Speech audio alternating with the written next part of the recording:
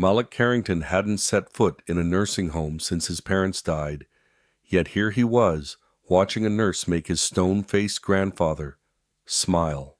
He stood near the edge of the doorway, 1 foot still outside the threshold, as if his body was begging to retreat. The scent hit him first, cleaning spray, laced with something sweet, maybe cinnamon or apple cider. It clung to the air like the jazz drifting lazily from a corner speaker. He almost scoffed. His grandfather hated jazz, said it always sounded like someone forgot the melody and just kept going. But Ernest Carrington wasn't complaining now. In fact, for the first time in months, maybe longer, he wasn't complaining at all. Malik blinked, trying to make sense of what he was seeing.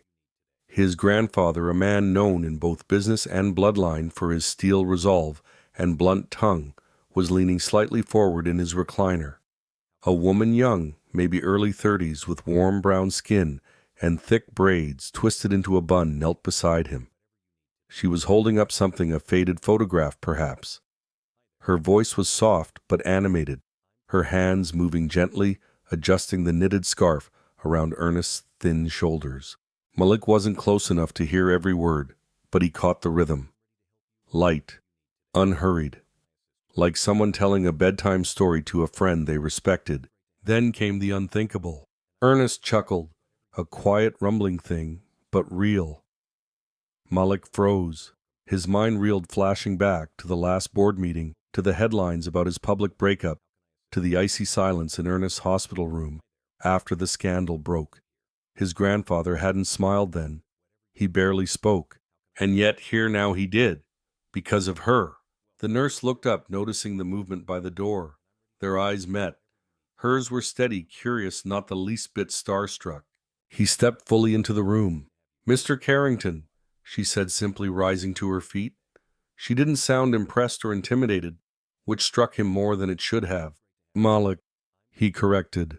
"And you are Jada," she replied, brushing invisible lint from her scrubs. "I'm the night nurse, though I picked up an early shift today." He looked back at Ernest, whose expression had returned to neutral, but whose eyes lingered softer somehow. "I haven't seen him respond to anyone in a long time," Malik admitted. "He listens," she said with a small smile, "just not to everyone." Mrs. Edna, the woman in the corner knitting something in bright yellow yarn, chuckled without looking up. "That girl's a light in the hallway," she murmured. "Even the grumps can't help but notice." Jada shook her head, amused, then turned back to Ernest. She gently pressed the edges of the scarf around his neck, smoothing it with practiced care. Her fingers lingered just long enough to show she wasn't rushing, but not so long as to be awkward. Malik noted the wooden bracelet on her wrist, 3 circular beads worn smooth by time and skin. Something about it felt rooted. He cleared his throat. "Do you usually tell him stories?" "Sometimes," she said. "Old jokes. Army stories I hear from other residents. Today I told him one about a squirrel stealing a man's lunch outside the bus stop. He liked that one." Ernest's lips twitched barely. Malik turned to his grandfather. "You feeling all right, sir?" Ernest's eyes moved to Jada, then back to Malik. His voice was gravel but certain. "She doesn't make me feel invisible." It struck Malik like a stone skipping across a still lake. The ripple ran through him, silent and steady. He nodded once, uncertain what else to say. Jada, sensing the moment had shifted, gave a small nod and excused herself. "I'll let you two talk." As she walked out, her sneakers made no sound on the polished linoleum floor. Malik watched until she turned the corner and disappeared into the hallway. He sat beside Ernest, uncertain. For years they'd filled silences with stock prices, football stats, and sharp-edged advice. But now all he could do was replay that smile. And the way Jada had drawn it out of someone who rarely gave anything away. He didn't know her, but something about her calm, her certainty, stayed with him longer than it should have. Malik stepped out into the hallway after an awkward 10 minutes of one-sided conversation with Ernest. He'd tried, asked about the food, the staff, even football, which usually got at least a grunt. But the old man had gone quiet again. Curt nods, short sighs, eyes wandering to the hallway like he was waiting for someone else to come back. Someone kinder. Outside, wind scraped dry leaves across the sidewalk. Malik adjusted the cuffs of his coat, a tailored Italian wool piece too formal for this corner of Savannah. A few residents sat near the window, nodding off some murmuring to each other. The entire building smelled like bleach and cinnamon, and somehow that combination made Malik feel both clean and unsettled. He tapped a message into his phone, just a quick note to his assistant to delay his return flight. He hadn't meant to stay more than a day. His visit was supposed to be brief, a formality, a check-in at the lawyer's request before Ernest finalized some estate matters. But the look in the old man's eyes when Jada touched his shoulder, that wasn't nothing. Malik made his way down the hallway toward the front desk, where a young volunteer in scrubs, maybe 21, chewing gum, like it owed her money, was scrolling on her phone. She glanced up as he approached, barely hiding her surprise. "Need to check out?" she asked, fingers hovering over the sign-out sheet. He hesitated. "Actually, is Nurse Jada still on shift?" The girl blinked, then nodded. "Yeah, she's finishing her rounds. You want me to page her?" "No," he said quickly, almost too quickly. "No, that's fine. I'll just walk a bit." He wandered past faded bulletin boards announcing bingo nights and holiday pie contests. The place was trying its best to be warm, but Malik could see the corners, the outdated light fixtures, the slightly chipped baseboards, the air of waiting. Waiting for visitors. Waiting for time to pass. Waiting for the end.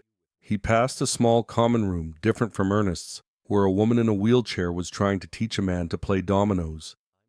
A radio played quietly on a shelf above a stack of worn board games. A mug sat forgotten on the windowsill, its tea long cold. Then he heard her voice, soft, firm, unapologetic. "Mr. Lennox, if you eat one more butterscotch before lunch, I'm telling your daughter." Malik leaned against the wall just outside the door. He couldn't help it. Jada's voice floated through the air like music written for a different decade. Not sugary, not fake, just present. "I fought in Korea," an elderly man responded, laughing. "You think a nurse scares me? You should." Jada said deadpan, and Malik could practically hear her smile. He straightened his tie, even though no one was watching. Maybe it was the exhaustion from the past few months, the press breathing down his neck, the engagement that crumbled with public spectacle, the board members whispering behind closed doors. Maybe it was the way Savannah felt slower, less hungry than New York. Or maybe it was just the look in Ernest's eyes, like he'd been seen for the first time in years. Malik turned and walked back down the hallway toward Ernest's room, pausing at the vending machine to buy a bottle of water he didn't need. He needed time, an excuse, something to anchor him. Jada exited the opposite hall just as he rounded the corner. She looked up surprised, but not startled. "You again," she said. "I wasn't sure if I should interrupt," he replied, "but I wanted to thank you." She tilted her head, genuinely curious. For making him smile," Malik said. "I don't remember the last time I saw that." Jada shrugged. "It's not magic, just presence." "That sounds like magic where I come from." She gave a quiet chuckle, folding her arms. "Where's that?" "New York," he replied. "That explains the shoes." Malik looked down, sleek black leather Oxfords polished within an inch of their life. "What's wrong with my shoes?" "Nothing," she said. "Just, they don't look like they've ever touched a leaf." He laughed. Actually laughed. A short, honest sound that surprised them both. "Savannah's good for that," she said. "The slowing down, the noticing." He nodded, unsure what else to say. Her presence didn't demand performance or small talk. It just was. They stood there for a moment, not quite awkward, not quite easy. "You're not staying long, are you?" she asked gently. "I wasn't planning to," he said. "But plans change." She gave a small smile. "Well, your grandfather seems to like company. Just not from everyone." I noticed. The rideshare pulled up just as Malik stepped outside. The driver, a man in his 60s with a kind face and gospel music humming faintly from the speakers, gave him a nod. "Carrington," he called. Malik nodded but didn't move. He stood there, his breath fogging in the cool November air, hands deep in his coat pockets. The sun was already slipping low, streaking the sky with gold and charcoal. The nursing home behind him glowed in amber light, soft around the windows. He turned slowly, looking back. Through the glass he saw the common room again. Not the cheerful noise of a luxury care facility, but it had a quiet dignity. People were speaking softly, reading being helped to chairs. No one seemed in a rush. No one looked at a phone. But it was that window, the one at the far end of the hall, that drew him in. His grandfather's window. From here, Ernest looked like a figure in a painting, motionless, fragile, caught in memory. But someone was there with him. Jada. Her silhouette moved with care. Not drama, just a hand straightening a pillow, brushing something off the blanket, tucking it in again. Malik didn't know why he stared. Maybe it was how the light caught her wrist, the bracelet of old wooden beads tapping faintly as she adjusted the edge of the sheet. Maybe it was the way Ernest's body relaxed when she moved near. Or maybe it was something more selfish, how long it had been since Malik had seen someone give without expecting a return. His chest tightened. There was something shameful in realizing he'd almost missed it this moment, this kindness, this shift. If he hadn't looked back, he wouldn't have seen her, would have gone on assuming his grandfather was unreachable, would have flown back to New York, numb as ever. But something had cracked open. He reached into his coat pocket, pulled out his phone, and stared at the screen for a long moment. The driver leaned out of the window.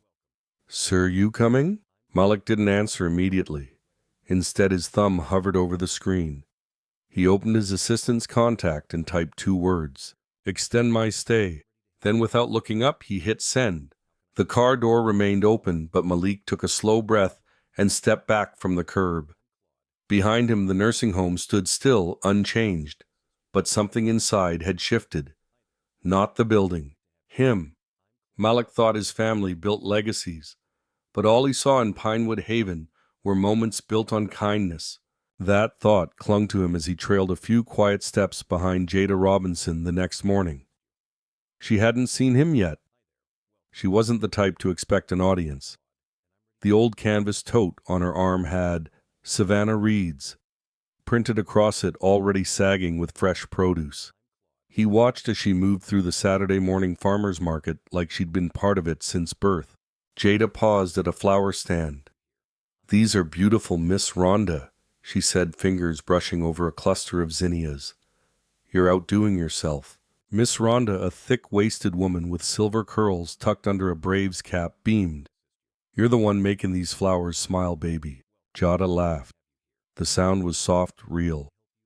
Malik stood back, hands in his pockets, pretending to study a table of pecans. He had never liked markets. Too crowded, too sticky, too much noise from too many people not looking where they were going. But today something different tugged at him. Maybe it was the way everyone knew Jada's name, or how she knew theirs. When she stopped to talk to a honey vendor about his wife's hip surgery, she didn't rush. When a small boy tugged her sleeve and offered a squished, homemade cookie, she took it with the same reverence someone else might accept a business card from a senator. And Malik, he just watched. He didn't know why. Maybe because no one here knew who he was. No one whispered about stockholder scandals or his family's frozen accounts. Maybe because she made him feel like just a man with hands in his coat and questions in his chest. Jada finally turned a corner and crossed toward the diner, her tote now heavy with jars and greens. Malik hesitated, then followed. Inside, the bell above the door jingled. The scent of syrup and bacon hit him first, warm, nostalgic. Red vinyl booths lined the walls. A gospel tune hummed from the jukebox in the corner. A waitress with a leopard print scarf called out, "Sit anywhere, sugar." Jada slid into a booth near the window, the sun striping across her shoulders. Malik approached unsure. Jada glanced up and raised an eyebrow. "Stalking me, Mr. Carrington?" He froze, then saw the smirk playing at her lips. "You noticed," he said, almost smiling. "You think folks around here don't notice a man in city shoes shadowing someone through a peach jam stand?" She gestured at the seat across from her. "Sit. If you're going to be curious, might as well eat." He obeyed without argument. A waitress appeared with 2 menus, winked at Jada, and slid Malik a laminated card, sticky from syrup. He stared at it. What's shrimp and grits? He asked. Jada choked on her water. Oh, Lord, we got work to do. Her laughter danced across the table, easy, unfiltered. It made something in Malik's shoulders loosen. They ordered. He pointed nervously to whatever she picked, and when the plates came steaming buttery full of spice, he tried it with the caution of a child offered something green. It was good, rich, familiar in a way his usual hotel breakfasts never were. You look surprised, Jada said. I thought I hated grits. You thought wrong. He found himself watching her again, not just her gestures, but the way people greeted her as they passed the small wave from the cook behind the counter. Even the waitress calling, "Tell Miss Hattie I got her cobbler when she's ready." Hattie, he asked. Jada smiled. Come with me. You'll like her. Malik lingered behind a produce stand, pretending to examine a basket of peaches while his eyes stayed fixed on Jada. She moved with purpose, offering soft greetings to each vendor, like she knew their stories because she probably did. One man handed her a paper bag before she even spoke. Another pressed a few extra apples into her tote with a wink and a whispered, "For Miss Hattie." No one looked at her like she was just doing a job. They looked at her like she mattered. Back again, a voice cracked behind him.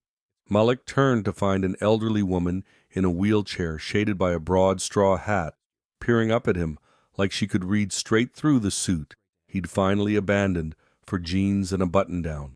You watching her? Or watching the peaches? He chuckled. Bit of both. Smart boy, she said, patting her knee as if inviting him to pull up a seat. That one's got a light about her. You can see it if you stop squinting at the sun and look at the people. Her name tag read Mrs. Louise, and she introduced herself as one of the few still sharp enough to play checkers with Mr. Ernest back in the day. He always had a temper, she mused, but around nurses he softened once. Long time ago. Malik's ears perked. You mean? Jada. Louise shook her head. No, this was way back. Ernest was sweet on a nurse named Sarah. Pretty thing. Brown skin, soft voice. But the family didn't approve. He stopped bringing her around, and just like that, she vanished from the story. The name struck a note Malik couldn't place yet. Sarah, he repeated mostly to himself.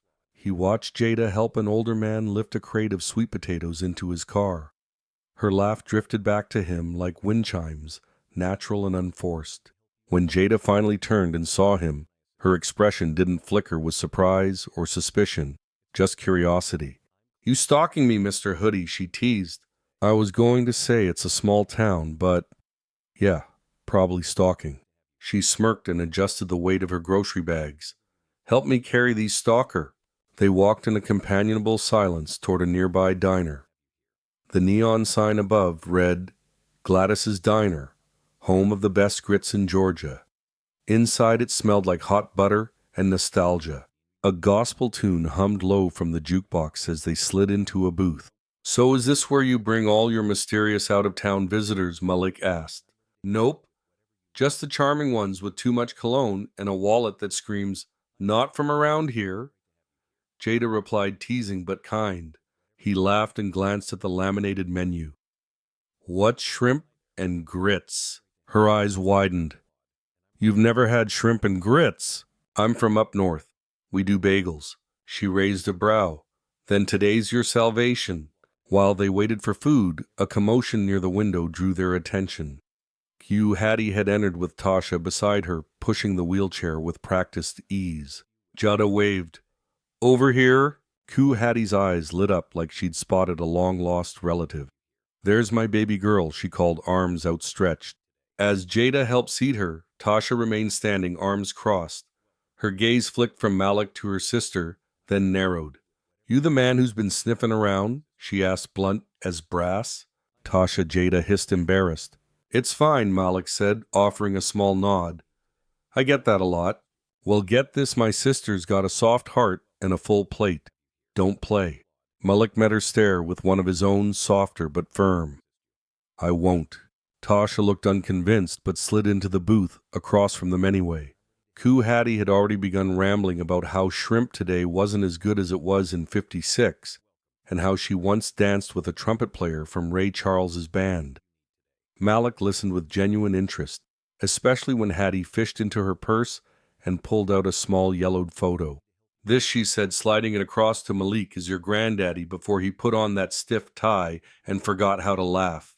The photo was blurry, but the young man in it had unmistakable features: strong brow, crooked smile, and beside him a nurse. The face was almost obscured, but her posture radiated something familiar. Who's she? Malik asked. Hattie tapped the faded corner. Sarah. She's the one he should have married. Everything inside him stilled. That name again. Tasha stood to go pay the bill. You done stirred up the ghost now, she mumbled. Outside, the wind had picked up, rustling the golden leaves along the sidewalk. Malik found himself quiet the whole walk back, mind racing. That night alone in the guest suite of the downtown inn, he had extended his stay in Malik, pulled out his tablet and logged into the digital family archives. The Carrington legacy was meticulous. Names, dates, photos, all catalogued like a museum exhibit. He searched for Sarah. Nothing. Then, almost by accident, a footnote in an old scanned diary from his grandfather's youth appeared. Just one line. They told me love wouldn't last if it wasn't the right pedigree. I let her walk away. No surname, no confirmation. But Malik knew. It was time to dig deeper. Malik closed the dusty digital file and sat back, the words replaying in his head like a tune he couldn't shake. They told me love wouldn't last if it wasn't the right pedigree. Pedigree. That single word made his throat tighten. How many people had his family quietly erased in the name of legacy? How many kind hearts had been pushed out because they didn't fit into the Carrington mold? The old photo Hattie gave him sat on the desk propped up against his phone. The woman's face was still too obscured to make a proper judgment, but the way Ernest looked at her like he didn't care about pedigree, power, or wealth was telling. It was the kind of look Malik had never seen on his grandfather's face in real life. His fingers hovered over the screen. Then almost instinctively, he opened a search engine and typed in Carrington Foundation, board members, 1982. The result returned a list of stiff-faced men and women, all curated, all carefully chosen. No Sarah, no nurses, just investors. His jaw clenched. He knew how this game was played because he'd played it. The next morning the clouds hung low, and Savannah smelled like coming rain. Malik wandered into the common area at Pinewood Haven without really meaning to. He spotted Jada kneeling beside Ernest's chair, her hand resting lightly on his knee, adjusting the worn blanket folded in his lap. You warm enough, Mr. Carrington? She asked gently. The old man's eyelids fluttered open, and though his expression didn't change much, he gave the barest nod. Good, she smiled. Miss Edna said you used to love pecan pie. She's baking some today. Malik didn't step forward. He watched, like always. But there was something about the way Ernest's hand twitched toward hers when she stood, like he didn't want her to leave just yet, that tugged something fierce in Malik's chest. Morning, Jada said, when she finally noticed him. Her tone was light, but her eyes studied him with quiet curiosity. You look like you didn't sleep. Didn't, Malik admitted. She tilted her head. Too much Southern cooking, or just too much thinking? He smiled faintly. Both. They shared a quiet moment filled only by the rustling sound of an old jazz vinyl scratching into its intro on the corner record player. Come with me, she said suddenly, grabbing her coat. To where? You'll see. They walked a few blocks through the historic district, winding past iron fences and moss-covered oaks, until they reached a modest single-story house with a creaky porch and flower pots dangling from rusted hooks. The front door was already open, and Tasha stood inside, holding a tray of tea. This is where we grew up, Jada said. After Mama passed, we took turns looking after Hattie. Hattie was nestled in a worn recliner, crocheting something that looked suspiciously like a lopsided cat. Is that the city boy? She asked without looking up. Present, Malik said, stepping into the room. Hattie reached into the folds of her knitted shawl and pulled out another photograph, this one less faded, more focused. She handed it to him with a tiny nod. That's her, Sarah. She worked night shift with me back in '65. She used to hum gospel when the babies cried, and Ernest, Ernest was a fool for her. The woman in the photo had dark eyes, strong cheekbones, and the same soft presence Jada carried. Not in features, but in essence. In the way her hands held a clipboard like it was sacred. In the way she stood close to a patient's bedside, not above it. Malik stared longer than necessary. What happened to her, he asked. Hattie's mouth folded into a frown. She left after Ernest stopped coming around. Said some Carrington man told her she'd be a scandal. A scandal. He didn't need to ask which Carrington man that had been. Probably his own father. Or worse, his grandfather's older brother Henry, the unofficial gatekeeper of the family's respectable image. She never married. Hattie added, her voice quieter. Said some loves don't need papers to be true. Malik took the photo with him when he left. Jada walked beside him but said nothing for a long while. You're not who I expected, she finally said. He looked over. Is that a good thing? She didn't smile, not quite. Ask me again tomorrow. That night, Malik sat at the little kitchen table in the inn, staring at both photos, now Ernest and Sarah, and the blurry one from Hattie. He could feel something shifting under his ribs, something old and buried trying to break through. Legacy. It wasn't just buildings with your name on them, or bank accounts with more commas than decimals. It was this: people, memory, redemption. He opened the Carrington family archive again and scrolled through the old genealogy charts. All clean, all curated. But then tucked in the corner of a scanned personal letter from Ernest to his brother Henry, dated 1966, he found it. Her name is Sarah Daniels. She saved more lives than anyone at the foundation. But I guess she's not the kind of name we etch in stone. Malik closed the file. He looked at the empty space on the Carrington Foundation's memorial webpage, the one reserved for unsung heroes from the nursing programs they supported. And he began to type.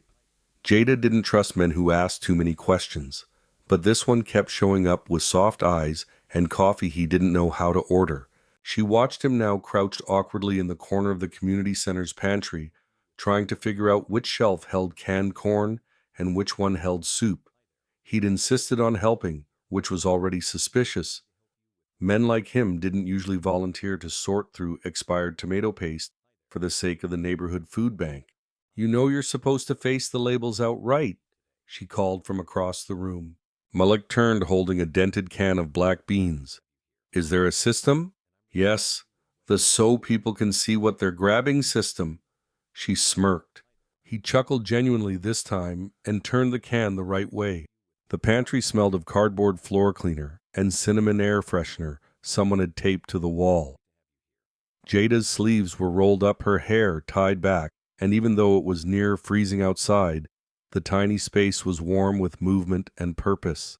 Micah, a wiry 10-year-old with eyes too big for his face, sat cross-legged near a pile of books, struggling to sound out a paragraph. The dog jumped over the fence, he whispered. Good, Jada said gently, kneeling beside him. What about this one? The cat climbed up the tea tree. Malik watched the interaction from his corner, his hands now rhythmically stacking jars of peanut butter. Jada wasn't just kind, she was present. Every nod, every smile, every moment spent with the boy wasn't for show. Micah glanced over at Malik and frowned. He's putting the jelly next to the beans. Jada laughed. That's chaos, Mr. Carrington. Malik held up his hands. Clearly I need retraining. Micah giggled, and for the first time, Malik realized how rare that sound had become in his own life. After an hour, the pantry was in better shape than it had been in weeks. Micah left with a juice box and a hug from Jada, while Malik helped her close up. The sun had long dipped below the horizon by the time they stepped outside. The evening air was crisp, smelling faintly of salt from the nearby river.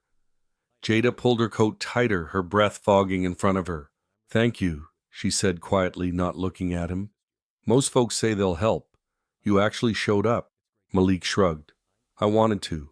She paused, studying him. The streetlights cast long shadows across the sidewalk. You're not from here, she said. No, he admitted. But you've been coming around like you are. He glanced toward the river, where the reflections of passing boats shimmered on the dark water. Maybe I'm trying to figure out where I should be. She didn't reply immediately. They walked in silence along the boardwalk, heels clicking softly on the wood. The shops were mostly closed now, just a few lights glowing behind frosted windows. A man played saxophone near the steps, his notes soulful and wandering. Jada stopped near a bench and sat down. Malik followed, careful to leave enough space. She pulled her gloves off slowly. When I was 20, she said, eyes on the water, my dad had a heart attack. They took him to Memorial Hospital. I got there too late. Malik didn't move. There was no one with him. She continued, voice flat. No nurse holding his hand, no music, just monitors and fluorescent lights.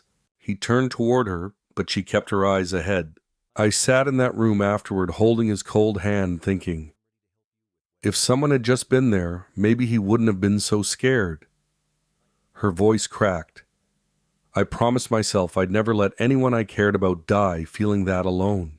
The saxophone played a long, aching note. Malik's throat tightened. He wanted to say something, anything, but words felt too small for what she had shared. So instead he reached into his coat pocket and offered her the mismatched pair of knit gloves he'd grabbed from the donation bin earlier that day. She stared at them, then at him, and for a flicker of a second her eyes softened.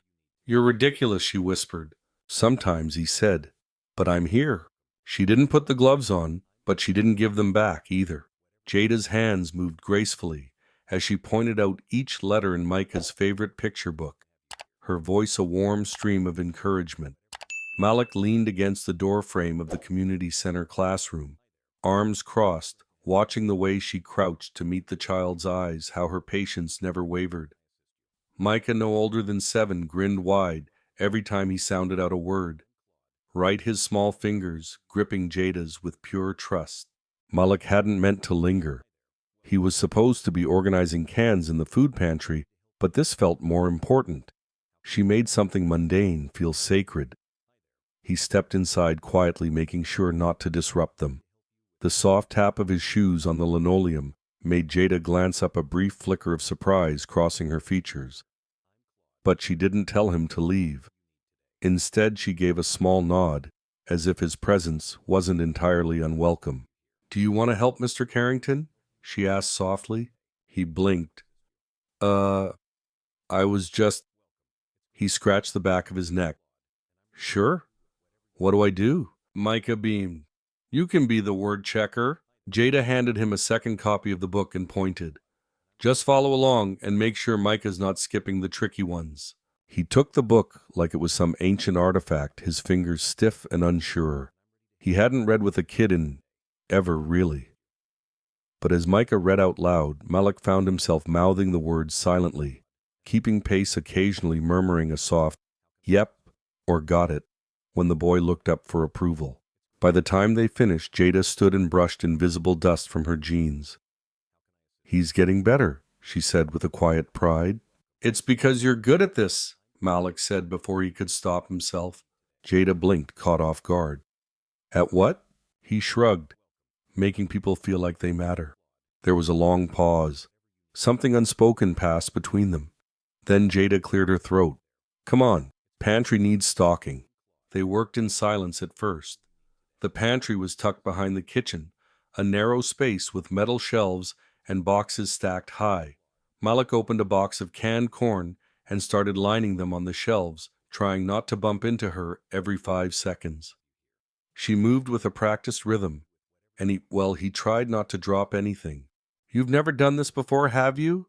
She asked, not unkindly. Is it that obvious? Only when you put the green beans next to the pancake syrup. He laughed. I'm a fast learner. Jada smiled, just the edge of it, but it was enough to make something loosen in his chest. The room smelled of cardboard and spices, and her perfume vanilla, and something floral lingered when she passed by. Why do you do all this? He asked. The center, the kids, the food bank. She paused, holding a can of soup mid-air. Because someone has to. That's not an answer. She placed the can down gently. When I was 20, my father died in a hospital room. Alone. I was late getting there. Traffic, work, excuses. Her voice lowered. He always said he was fine. that I didn't need to rush. But when I got there, he was already gone. Malik didn't breathe. She kept her back to him. I sat beside his bed for hours, just wishing someone had been there.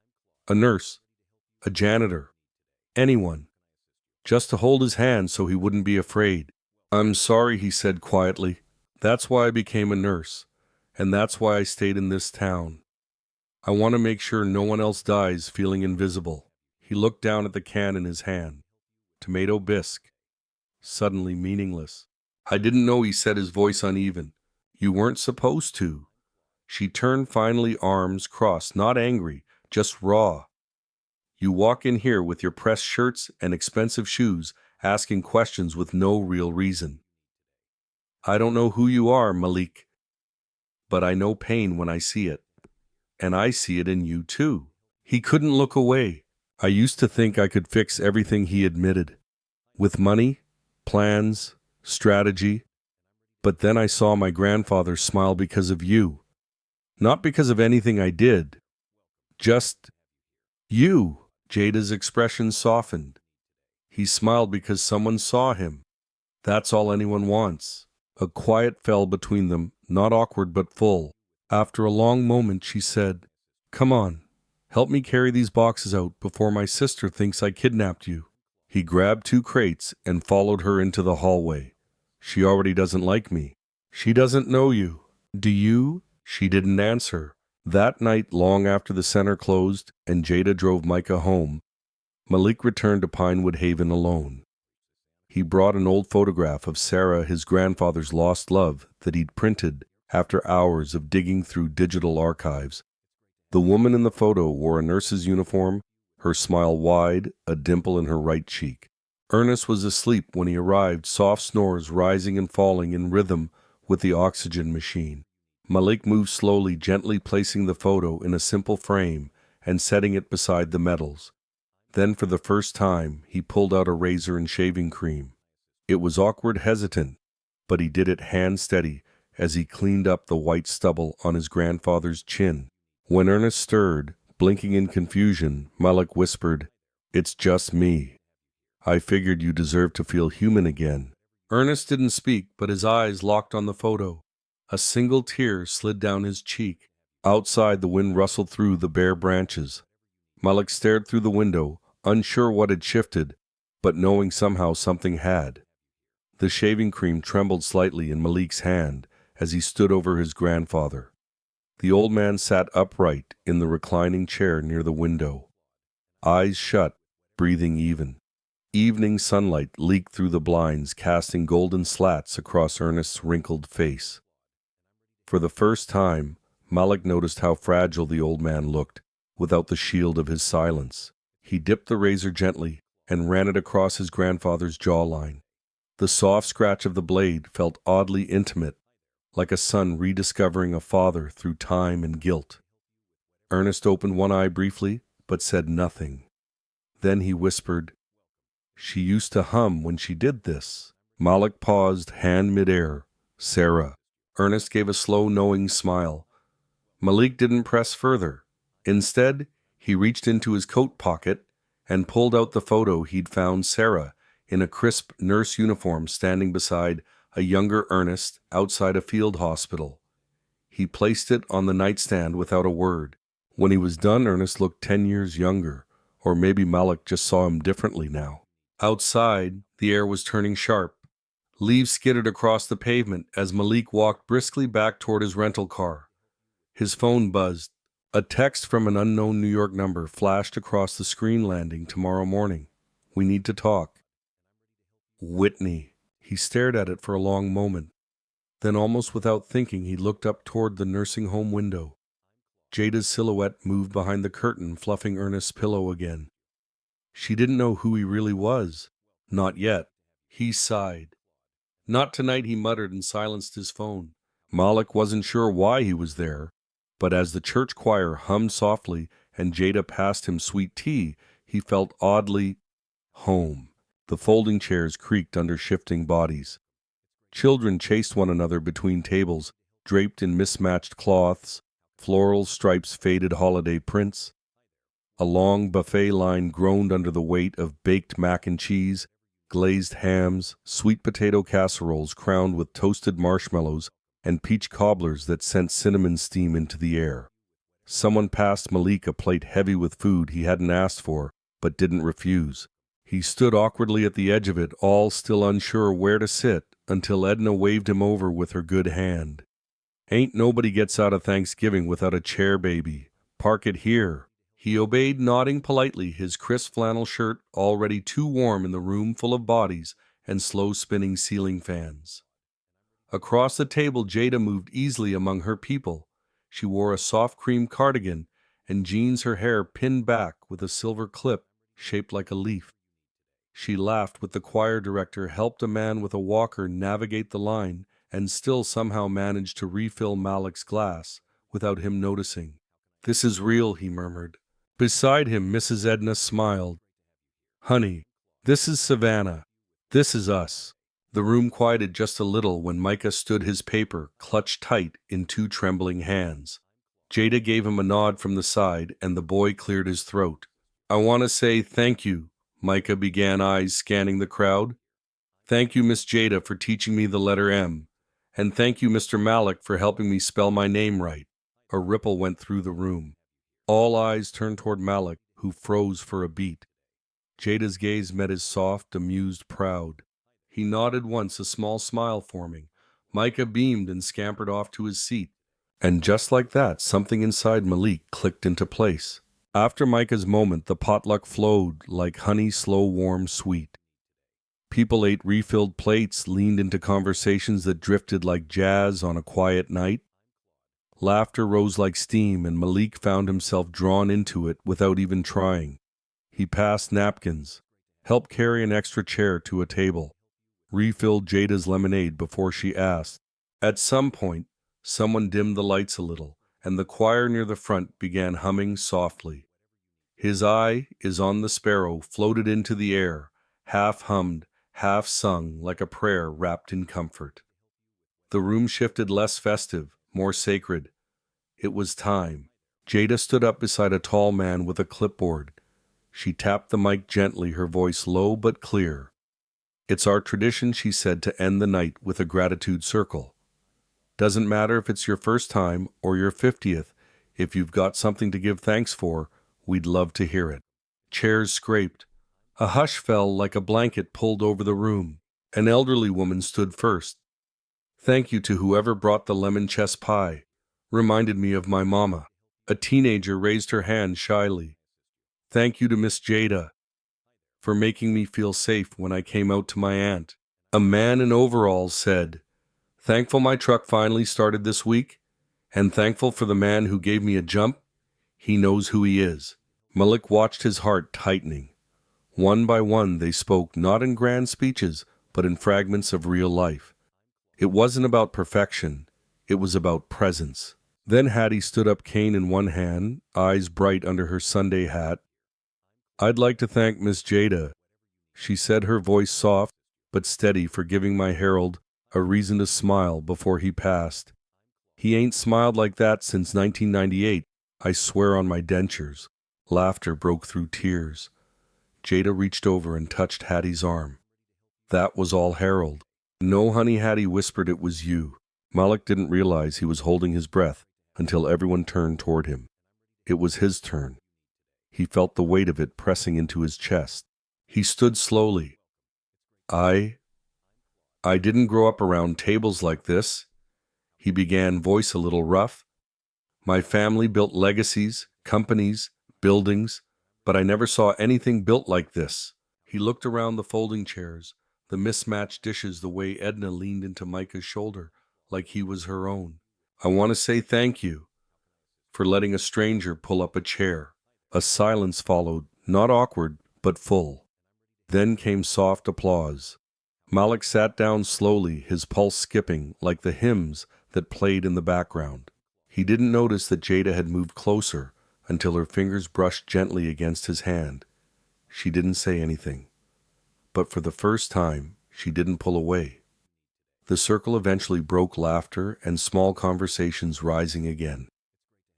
Someone rolled out a portable speaker playing old soul tracks, Marvin Gaye, The Spinners, Aretha. Jada disappeared for a few minutes, returning with 2 plates of dessert, a wedge of pecan pie, and another of chocolate chess, both slightly cracked, but heavenly in scent.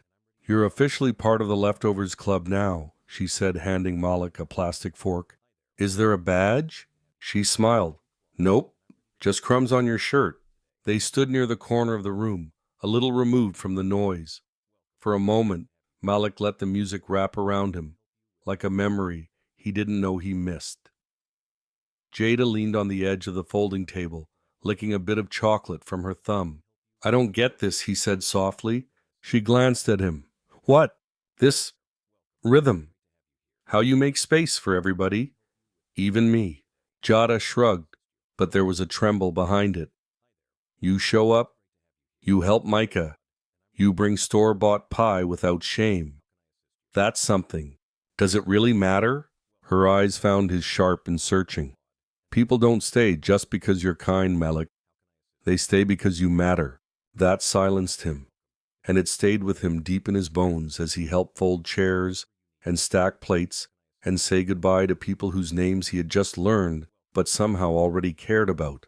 Ernest was wheeled out from the back room by Edna, dressed in a brown cardigan and a quiet dignity.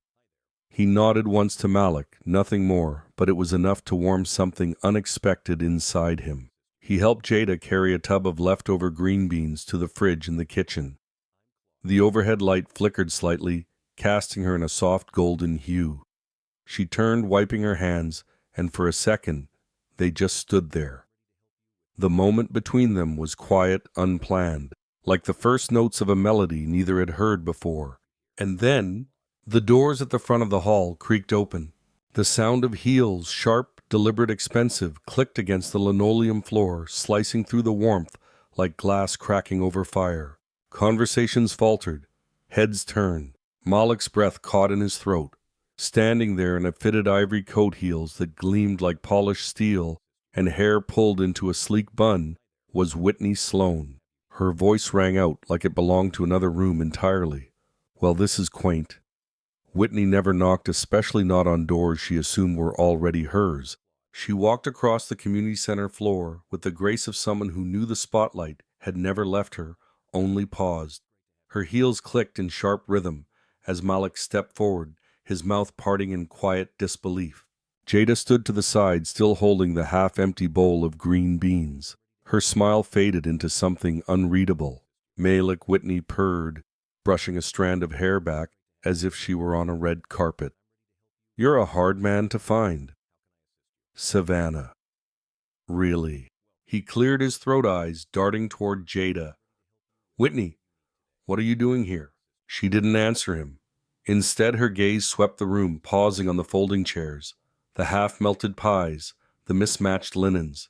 She smiled thinly. "This is cute. Charming, really. And very not you." Jada stepped forward, trying to gather dishes into a tray. Whitney clocked her head, tilting slightly, as if inspecting a detail she'd missed in a museum painting.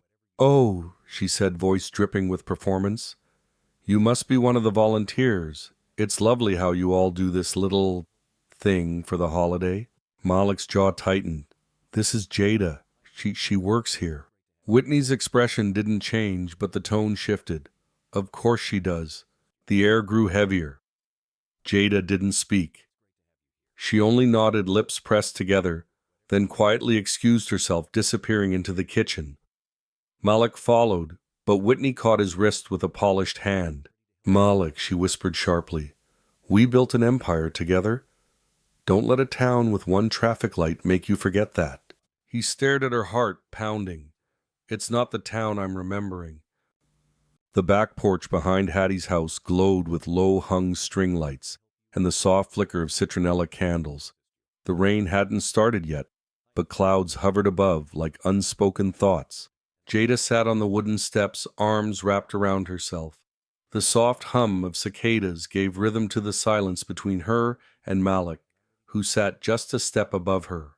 "I should have told you," he said finally. You think her voice cracked, but she didn't look at him. "You let me sit beside you like we were equal, like we were building something honest. He reached for her hand, but she moved it away. Jada, please. I didn't come here with a plan. I came here because I needed to breathe. And then I saw what you were doing for Ernest, for everyone here. You changed everything. She turned to face him. That's not what hurts the most. He blinked. Then what? I let you in, she whispered. And I never do that. Before he could respond, thunder rolled across the sky. A phone buzzed in his pocket. It was the nurse. Malik, it's your grandfather. He's asking for you. His breath caught. He stood immediately. I have to go. I can't, Jada said softly. Not tonight. He hesitated. For a moment he hoped she'd follow, but she didn't. He ran. The hallway smelled of antiseptic and overripe roses. Ernest's room was dim, lit only by the lamp on the side table. He lay motionless, but his eyes fluttered open when Malik entered. The old man's breath was shallow, but he managed a faint smile. You came, he rasped. Of course, Malik said, grabbing the old man's hand. I'm here, Grandpa. Ernest's eyes lingered on the photo Malik had placed by the bedside earlier. Sarah, the long-forgotten nurse. His voice was thin. You chose the nurse, he whispered. Don't lose her. Malik couldn't speak. He could only nod, biting down emotion like it was glass. Ernest closed his eyes again and didn't open them. It rained hard that night. Not the kind of cinematic drizzle Malik had seen in movies, the kind with soft piano music and gentle reflection. This was real Georgia rain, sharp, relentless, and without apology. The funeral home made coffee that tasted like cardboard, and Malik didn't touch it. He stood in the corner of the parlor, staring at the framed photo of Ernest in uniform, a folded flag placed beside it. No music played. Just the occasional creak of old floorboards and whispers of sympathy from people who barely knew the man. No one from the community center came. Not Micah, not Hattie, not even Tasha. Jada, of course, was nowhere in sight. Malik tightened his grip on the funeral program, his name printed in bold under grandson and next of kin. It meant something, he guessed, but not enough to fill the ache in his chest. He stepped outside before the service ended. The storm had passed, but the air still smelled like wet soil and regret. The community center felt different when it was quiet. Malik walked its halls like a ghost. No one smiled. No one asked how he was. Even the volunteer at the front desk offered only a clipped nod, busying herself with forms that didn't need urgent attention. Micah avoided eye contact entirely. The food pantry was stocked, but no one asked for his help. He lingered by the bulletin board, reading notes of thanks from Thanksgiving notes he hadn't noticed before. One read, to Miss Jada for reminding us we still matter. Another to Malik for carrying boxes and not acting like he's too good to do it. He tore that one down. Jada's locker was empty. The key sat on top, along with a folded piece of paper. No perfume, no flourish, just her clean, careful handwriting. Thank you for the smile, but I can't be another lesson. He read it again, then again. He didn't crumple it, didn't rip it. He just stood there, frozen in a hallway that once smelled like lemon cleaner and now just smelled like endings. He carried the note with him, like a scar. Later that evening, he stood in front of Hattie's porch. The old woman sat in a rocking chair, wrapped in 2 blankets and sipping something from a ceramic mug that said, World's Okayest Grandma. She didn't greet him. I came to say goodbye, he said. You're not the first, Hattie replied, staring into the distance. Won't be the last. I didn't lie to hurt her. You didn't lie to protect her either. Malik sighed, stepping onto the porch, but didn't sit. I never thought I'd feel seen. Not since the company, not since the tabloids. I didn't think I deserved to start over. Son, Hattie said finally, looking up at him. Ain't nobody deserved to start over. We just do it anyway, and we earn our seat every damn day. The words hit like gospel. Malik nodded slowly. She's gone. Maybe Hattie shrugged. Or maybe she's just waiting for you to do something honest for once. She paused. Funerals don't end lives, just chapters. And sometimes chapters need an apology before you turn the page. Malik stood in silence. The porch light buzzed overhead, casting soft halos in the misty air. Finally, he spoke. I don't know where to start. Hattie smiled just a little. Start by showing up when nobody expects you to. The next morning, Malik arrived at the community center just after sunrise. No one expected him. He carried 2 boxes, one filled with Ernest's old books, the other with items he knew the seniors might need: heated blankets, crossword puzzles, and tins of cocoa. He remembered Jada slipping into the pantry with a smile. He didn't ask for permission. He didn't explain himself. He just started stacking them in the corner of the resource room, where the morning light filtered through the windows, casting golden patterns across the floor. Micah appeared in the doorway, rubbing sleep from his eyes. You came back. Malik didn't look up. Didn't know I left. The boy walked in slowly, eyeing the books. Miss Jada always read that one to me? He pointed to a worn copy of Charlotte's Web. Malik gave a sad smile. It was my mom's copy. Thought you'd like it? Micah touched the cover gently. She said goodbye, you know. I figured. She didn't cry. Just said, sometimes you have to walk away from something good if it started with a lie. Malik's stomach twisted, but he nodded. She's right. Are you going to go after her? I don't know where she went. Micah shrugged. She always takes the early Greyhound if she's trying to disappear. That was something. Malik's heart kicked against his ribs as he turned to the window. The nearest Greyhound station wasn't far. And if he hurried, he didn't finish the thought. He was already out the door. It took 20 minutes of bad traffic and 2 wrong turns, but he got there. The Savannah terminal smelled like bus fumes and strong coffee. A screen overhead listed departures: Atlanta, Charlotte, Montgomery. He scanned the crowd. No Jada. He ran to the ticket counter. Was there a young black woman, early 30s, light sweater, maybe carrying a leather bag? The attendant didn't even blink. Sir, half the station matches that. Which bus? Greyhound to anywhere. A pause. There was one to Raleigh. Left 15 minutes ago. Malik's shoulders sagged. 15 minutes might as well be 15 years. He stepped away from the counter and sank into one of the hard plastic chairs. Around him, people bustled with their own stories, their own goodbyes and new beginnings. He looked down at the note Jada had left. He carried it with him always now, folded neatly, as if still warm from her hands. Thank you for the smile, but I can't be another lesson. He read it again, and then again. His phone buzzed. It was a message from Tasha. You really want to fix this, start where it broke. He stared at the text, heart heavy. There was still time. Not to chase her down, but maybe to build something she might one day want to return to. Back at the community center, the front hallway was quiet. Jada's locker was empty, but now Malik left something inside: a photo of Ernest, freshly printed, smiling at Jada during Thanksgiving. And beside it, a small wooden bracelet. He didn't leave a note. He just closed the door softly and walked away. But even as he did, something told him she might come back. Someday. He just didn't know when.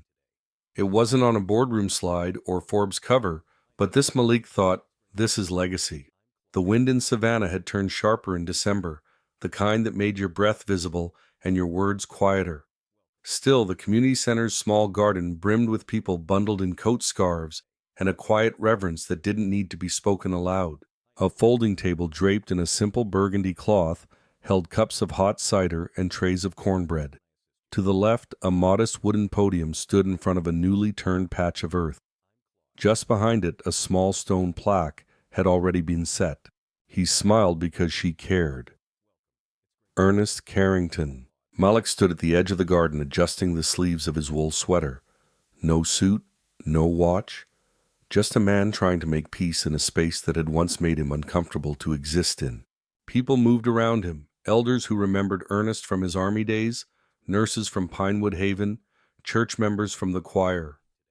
There was music playing softly from a Bluetooth speaker, Mahalia Jackson humming Precious Lord, and the smell of sweet potatoes and cinnamon rising from paper plates. Tasha stood near the table with Micah helping him fold napkins into little triangles. She glanced at Malik now, and then, not with suspicion anymore, but with something close to guarded respect. He caught her eye and she gave him a nod. Looks like you're really doing it, she said later, passing him a tray of paper cups. "I'm trying," he answered. That's the part Jada never expected from anyone. Malik didn't reply. He only offered a smile and moved to the table where the cider steamed, slowly filling each cup and handing them out one by one. He didn't look around for Jada. He didn't let himself hope. That wasn't what today was about. Today was about Ernest, and what Ernest had taught him, not with lectures or wealth, but with that one whispered truth: you chose the nurse. Don't lose her. He hadn't known what it meant at first, but now standing among people who gave more, with less, who loved quietly and consistently, he understood. Legacy wasn't built in towers of glass. It grew slowly in gardens and second chances, in the way you showed up for someone who had every right to walk away. And so, when it was time, Malik stepped to the podium. The garden hushed. He didn't read a prepared speech. He just spoke. My grandfather didn't smile much. Most of us in the family, we thought it was just age, or grief, or the world hardening him. He paused, his voice steady, his eyes searching the crowd. But someone here, someone with no reason to do more than their job, made him smile again, made him feel seen, and that changed something in him. He glanced down at the plaque, then back at the people gathered. Today we're planting this tree, not just in memory of Ernest Carrington, but in honor of the kindness that reminded him who he was. And in that spirit, I'm proud to announce the Ernest Carrington Initiative. He let the words hang in the cold air for a moment. It'll provide scholarships for nursing students, fund resources for end-of-life care in under-resourced communities, and support this center because no one should face their final days feeling invisible. The crowd murmured, some nodding, others pressing tissues to their faces. Malik stepped down quietly. No applause followed, and he hadn't wanted any. This wasn't a performance. It was penance and planting. As people lined up to take part in the memorial, Malik stayed at the edge, pouring more cider, making small talk. He didn't notice the figure standing at the back until Micah ran straight past him and shouted, "Miss Jada." His heart skipped. He looked up. There she was, wrapped in a navy coat, her hair slightly windswept, eyes soft but unreadable. No makeup, no performance, just Jada. She smiled gently at Micah, knelt to hug him, and then straightened slowly, her eyes landing on Malik across the crowd. He didn't move. She didn't either. Not at first. But then she stepped forward, parting the line of people like she belonged there all along. He met her halfway. They didn't speak at first. There was too much and nothing to say.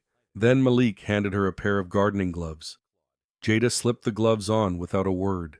They stood together in front of the freshly dug spot. Malik handed her the small potted persimmon tree, its roots still curled like a sleeping hand. The earth was cold, but not frozen. He knelt first, breaking the soil further with his fingers, then looked up. She joined him, knees against the damp tarp someone had thoughtfully placed earlier. Neither of them needed instructions. Jada held the tree steady while Malik scooped soil back into the hole. The earth fell soft and clean between them, like something old making room for something new. When it was done, she brushed her hands off and stood. Malik stayed crouched a moment longer, pressing down the dirt gently, then straightened beside her. They both stepped back. The tree, small and slightly crooked, stood there like it had always belonged. Its leaves had mostly fallen off. Already only a few stubborn orange ones clung to the branches, but somehow that made it feel even more right. Jada spoke first. "Persimmons don't fruit their first year." Malik nodded. "Neither did I." She let out a soft chuckle. Not forgiving, but not closing the door either. Behind them, the sound of folding chairs, scraping plates, clinking, and children laughing filled the background. It was community noise, safe noise. The kind that let grief breathe and let new things grow. Malik turned slightly, his voice low. "I never meant to lie. I didn't know who I was when I walked in here." Jada didn't look at him. Her eyes were on the plaque. "You were kind to Ernest," she said. "He was kind to me first," Malik replied, in his own way. She finally turned to face him. "And what about me?" He swallowed. "That's the part I'm still trying to deserve." There was a long pause. Jada reached into her coat pocket and pulled out something small. It was a folded slip of paper, creased and softened, like it had been touched too many times. She handed it to him. He opened it. It was the same note she'd left in her locker. Only now there was something new written underneath her original words. But maybe this time the lesson can grow into something real. He looked up. Her eyes met his steady searching. Malik's voice was quiet. I don't want to make promises I'll break. I don't want promises, Jada said. Just the truth, even when it's quiet. He nodded, folding the paper back with care and tucking it into his chest pocket. From behind them, a small voice piped up. Miss Jada, Mr. Malik, save me a brownie. Micah came barreling toward them with a chocolate-smeared napkin and a big grin. Jada laughed and caught him in a side hug, and Malik chuckled, just a breath, but real. Micah looked up at both of them. Are you two going to get married? Jada raised her eyebrows. Malik crouched beside the boy. That's a big question for a small stomach. Micah looked confused. Huh? Eat your brownie, kid, Malik said, ruffling his hair. They walked together back toward the tables. Jada moved slightly ahead with Micah, his little hand tucked in hers. Malik followed a step behind, not needing to lead, just willing to be there. Tasha stood by the punch bowl, arms crossed, watching them approach. Guess he's not the same dude anymore, she muttered mostly to herself. Guess not, said Hattie, suddenly beside her, dressed in black, with a smile as wide as Sunday morning. Would you look at that? Ernest got the girl after all. Tasha snorted. That girl didn't need saving. No, Hattie said, eyes twinkling. But he sure did. The gathering began to thin out as twilight deepened. Folding chairs clattered gently, laughter turned to murmurs, and the scent of sweet potato pie hung thick in the cool air. Malik stood near the table of cider, refilling paper cups without fanfare. Every so often someone would nod at him. A few even smiled. A woman named Marlene from the church choir pressed a hand to his shoulder. You remind me of your granddaddy today. Ernest never made a scene, but when he was there, you knew things were steady. Malik nodded, his throat tightening. He watched Jada from across the lawn. She had her arms folded lightly across her chest, not in defense, more like she was holding something fragile, close. She stood beside the tree they had planted together, now circled with a ring of small stones Micah had insisted on placing, so no one trips. Malik walked over. He didn't speak. She looked up at him as he approached. Their eyes met. She didn't ask for anything. Neither did he. He stood beside her close enough that the sides of their arms touched lightly. She didn't move away. The wind shifted. It wasn't strong, but enough to rustle through the branches to set the last stubborn orange leaf fluttering. Jada tilted her head, watching it dance. Malik looked down at her. She didn't smile. She simply leaned in slow and quiet, resting her head against his shoulder. And he stood still, grounding them both like roots he hadn't known he was capable of growing. No words, no declarations, just presence. The newly planted tree behind them swayed gently, its thin branches trembling in the breeze as if acknowledging the moment. A promise without language, a future without fanfare. The leaf let go, and Malik, for the first time in his life, didn't need to hold on to anything but this. The branch shivered gently in the wind. Jada leaned into his shoulder. No confession. Only the choice to stay. Sometimes the most meaningful legacies aren't built in marble halls, but in gardens planted with quiet grace. Malik came to Savannah seeking escape, but found instead a version of himself shaped by kindness he never knew he needed. Because when we stop judging by appearances and start listening with the heart, we discover that love can bloom in the most unexpected soil. So maybe today think about who's pulled up a chair beside you or who might be waiting for one. And if this story touched a soft place in your heart, consider sharing that warmth with someone who needs a little light right now.